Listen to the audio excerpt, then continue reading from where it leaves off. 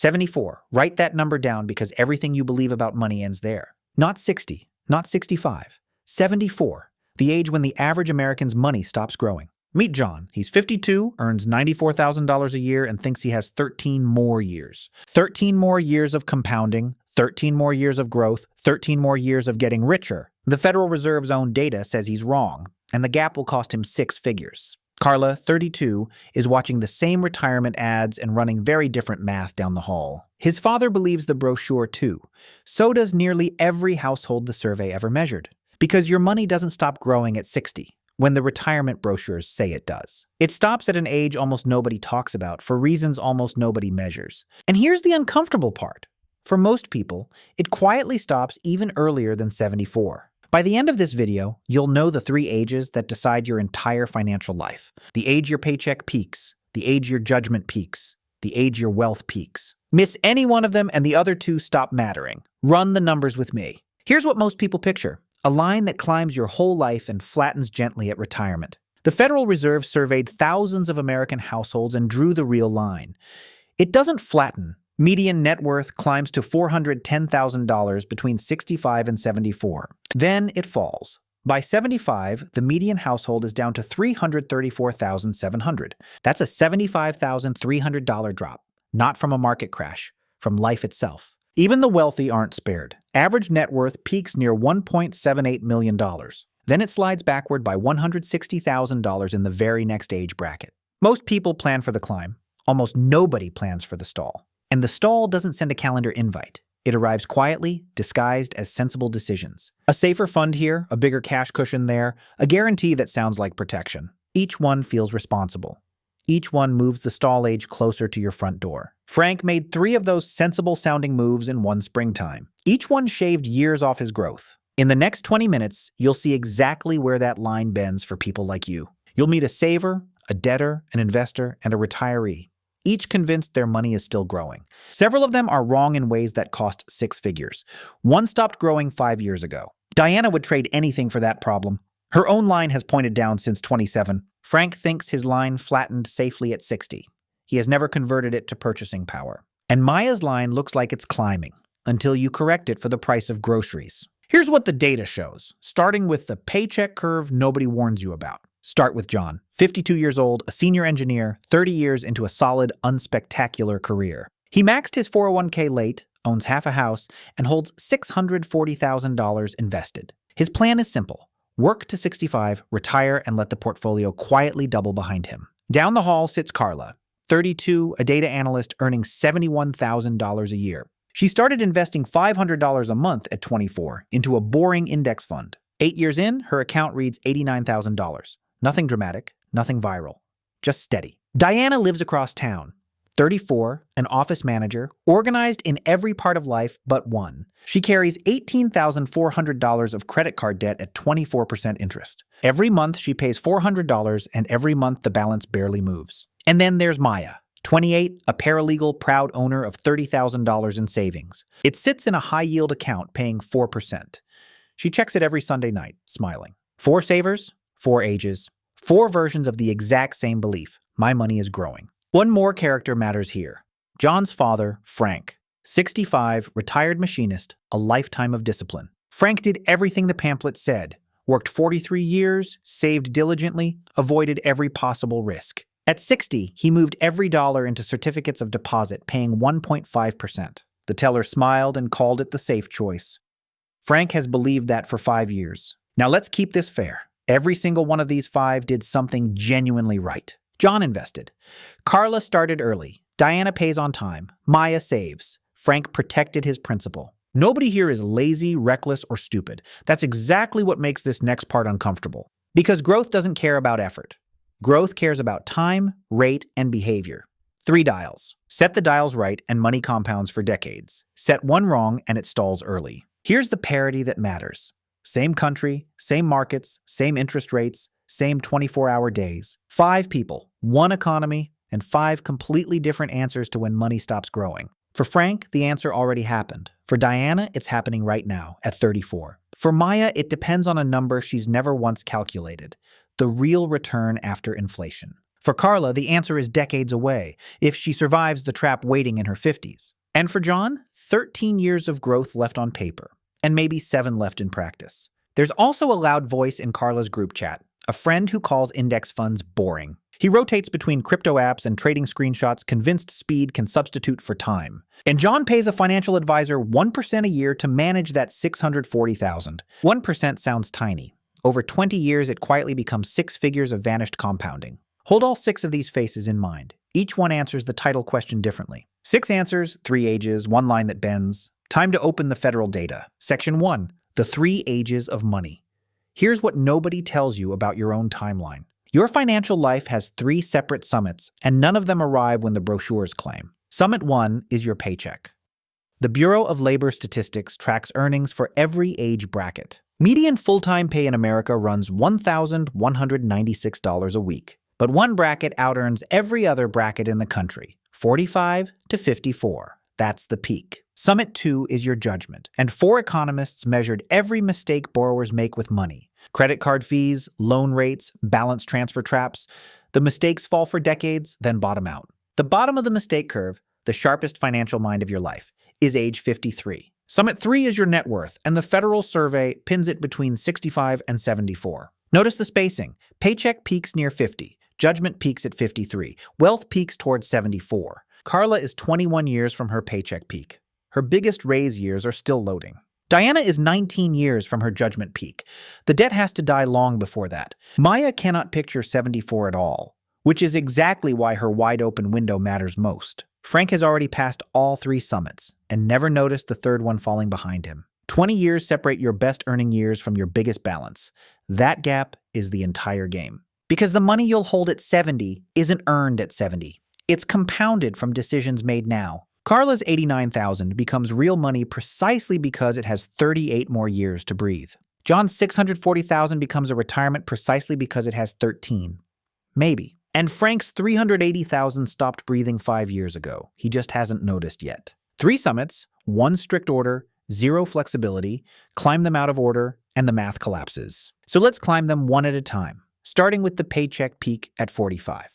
Here's what nobody tells you about your paycheck. It is a curve, not a staircase. From 25 to 40, the raises come fast. Promotions stack up. Every single year climbs. John remembers those years fondly. 3 job changes, 4 promotions, a salary that doubled twice. Then, somewhere around 50, the curve goes quiet. Raises shrink into cost of living adjustments. The data is blunt about it. Workers 55 to 64 earn less than the bracket before them. Past 65, median weekly earnings drop hard. The pay curve bends all the way downhill. Carla just got the call. Promotion, 12% raise, the fast lane of her earning curve. She banks half of every raise before lifestyle can find it.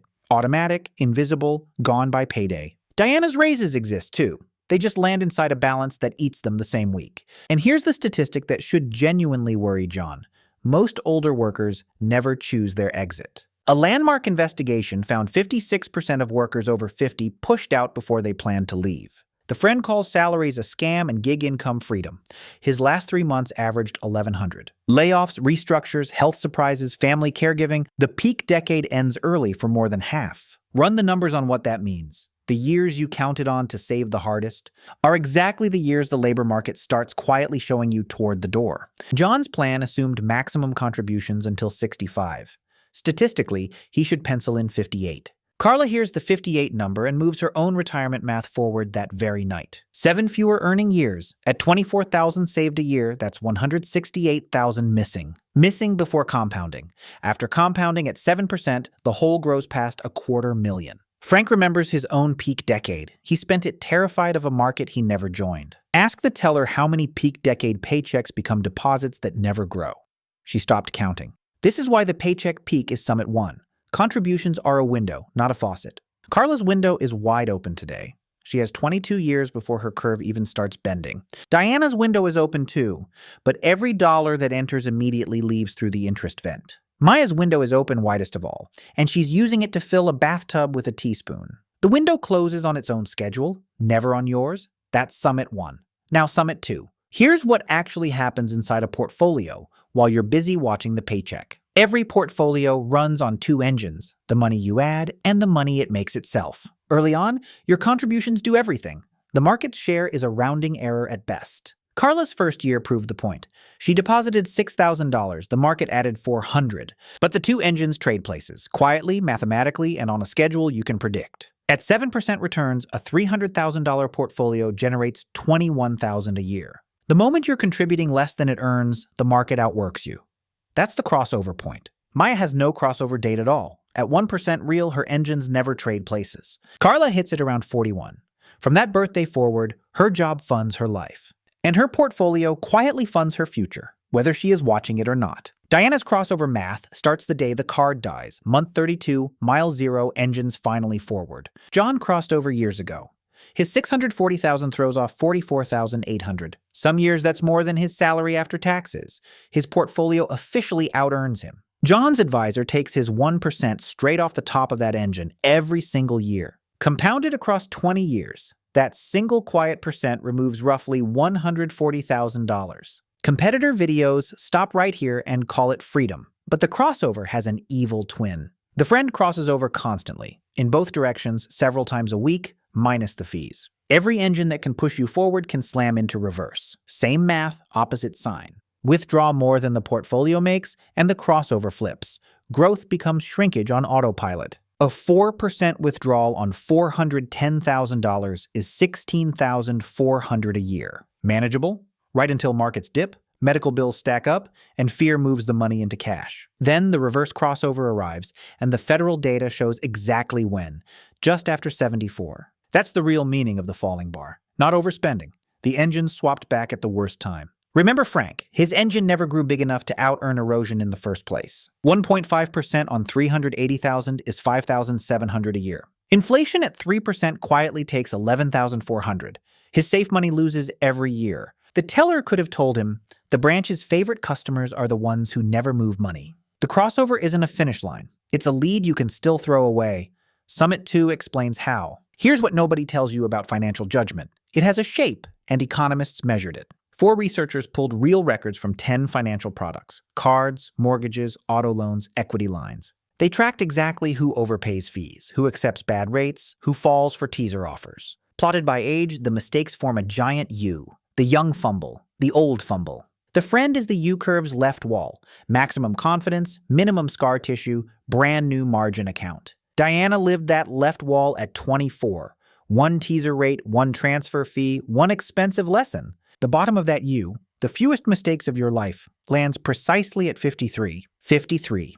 John's sharpest financial year is next year. After that, the slow climb of errors begins. After 60, measured financial literacy declines roughly 1% every year, study after study. The teller sees that curve daily, the 68-year-old who signs whatever slides across the marble. But here's the dangerous half of that finding. Confidence doesn't decline with it. Confidence stays flat. An aging investor feels exactly as sharp at 78 as at 53. The feeling is wrong. That gap between skill and confidence is where bad products live. Frank met one last spring. A salesman settled into Frank's kitchen and offered market upside with zero risk of losing anything. The brochure's cover said guaranteed. The footnote said 7-year surrender charge and a 5% cap. Frank's judgment at 53 would have laughed. Frank's confidence at 65 reached for the pen. John caught it just in time. Barely. During a Sunday phone call about something else entirely. He ran one number. That cap meant missing half the market's average return every year forever. On $380,000, that cap cost roughly $7,600 every single year. The salesman wasn't lying exactly. He was selling certainty to the age that craves it most. Carla, at 32, is still climbing toward her own age of reason. Her defense is simplicity. Maya finds the same glossy brochure in her building's lobby and photographs the footnotes for later. Most people guard their money from markets. Almost nobody guards it from their own future self. That's why the judgment curve is Summit 2. It decides who defends the wealth Summit 1 built. So write this down somewhere permanent.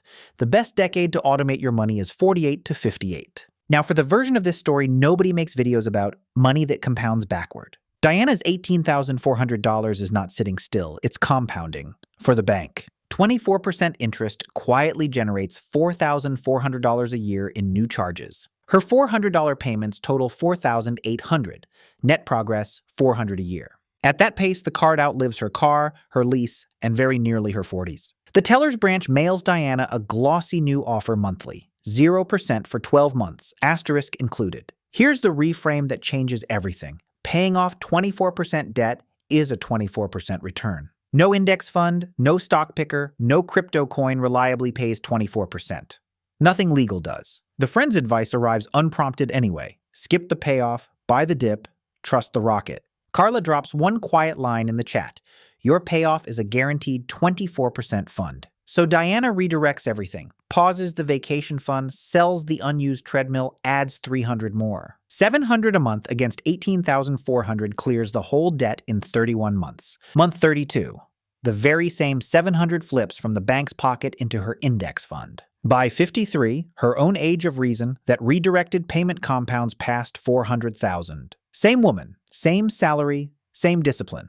The only variable that moved was which direction compounding pointed. Most people think debt merely delays wealth. It doesn't delay it, it actively unbuilds it daily. And the banks know this math cold.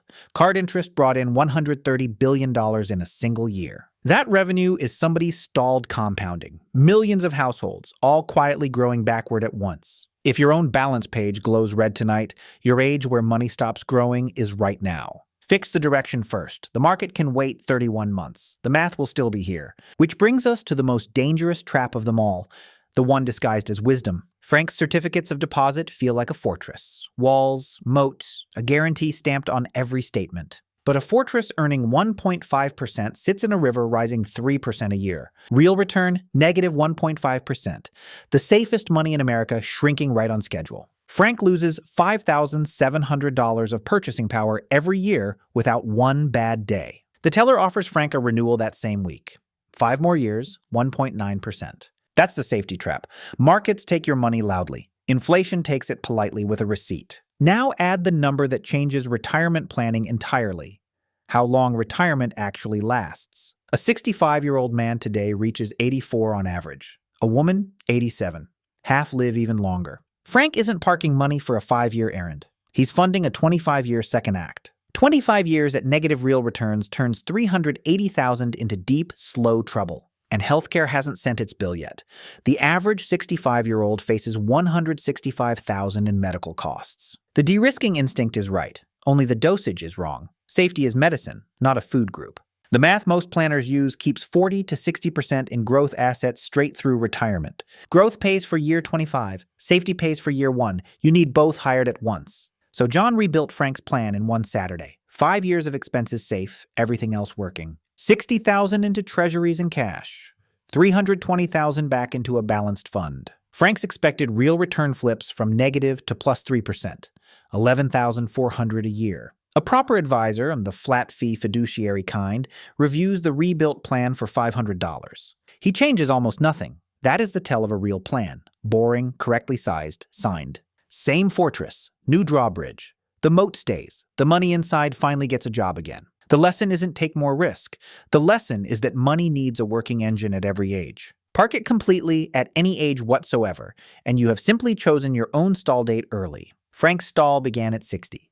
It ends this year at 65 because somebody ran the numbers. Maya watches the whole rebuild over Sunday dinner and quietly opens her banking app under the table, which leaves Maya, the saver everybody praises and the one no calculator ever gets to check. Her 4% yield feels like winning. Subtract 3% inflation, and she nets exactly 1. Maya asks the teller what the bank actually does with her deposits. The smile takes a beat too long. The teller's bank runs on that spread at scale. Deposits earning 4, lent back out at 24. The rule of 72, divide 72 by your return, and you get your doubling time. At 1% real, Maya's 30,000 doubles in 72 years. She will be 100. At 4% real, an ordinary balanced index portfolio. It doubles every 18 years instead. Same dollars, same 40 years, the savings account nears 60,000. The index path nears 190. Maya's money didn't stop growing at some distant future age. It never truly started at 28. The fix keeps her beloved safety fully intact. 6 months of expenses stays in the high-yield account. 18,000 stays liquid and boring. 12,000 moves to the index fund and clocks in. Plus $500 a month going forward. The exact same habit pointed at a working engine. The teller processes Maya's outbound transfer with professional grace and one flicker of genuine respect. By 53, Maya's redirect compounds past 600,000. The teaspoon just became a fire hose. Savers aren't wrong to love safety. They're wrong to believe safety and growth are the same product. The friend calls the index boring.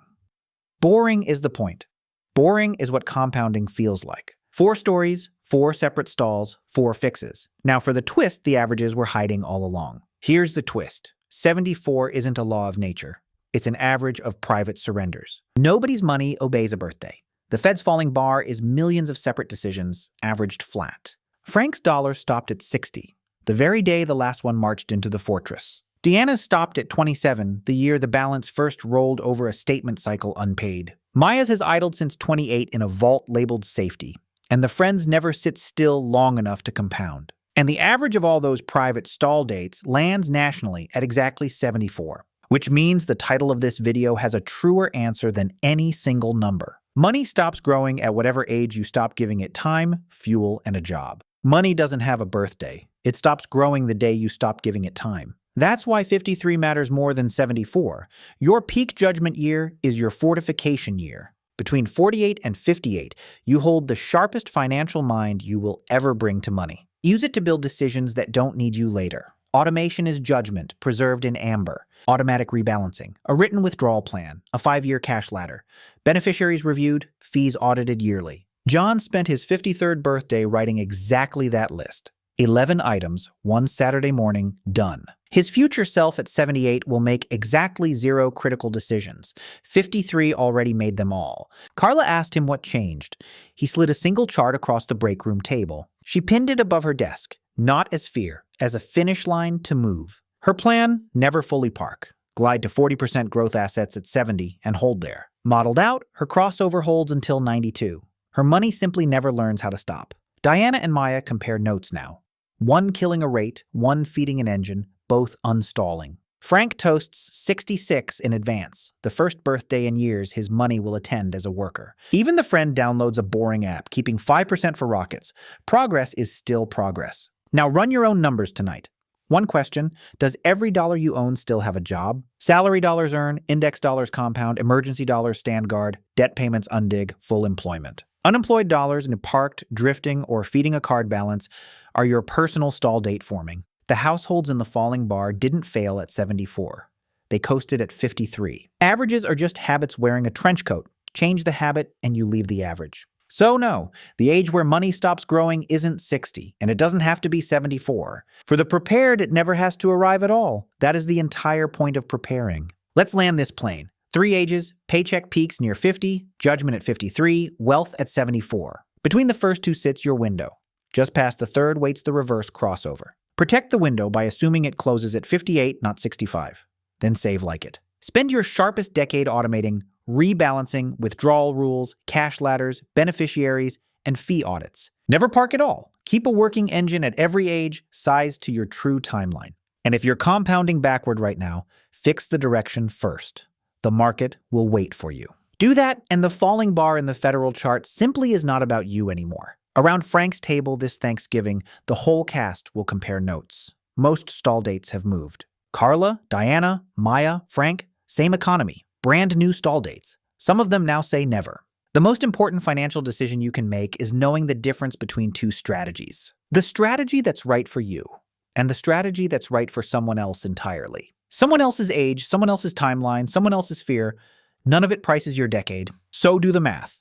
Make the decision that matches your reality, not someone else's sales pitch. If tonight you open one app and give one idle dollar a job, this video worked. We break down the hidden math behind the financial decisions you face every day. See you next time.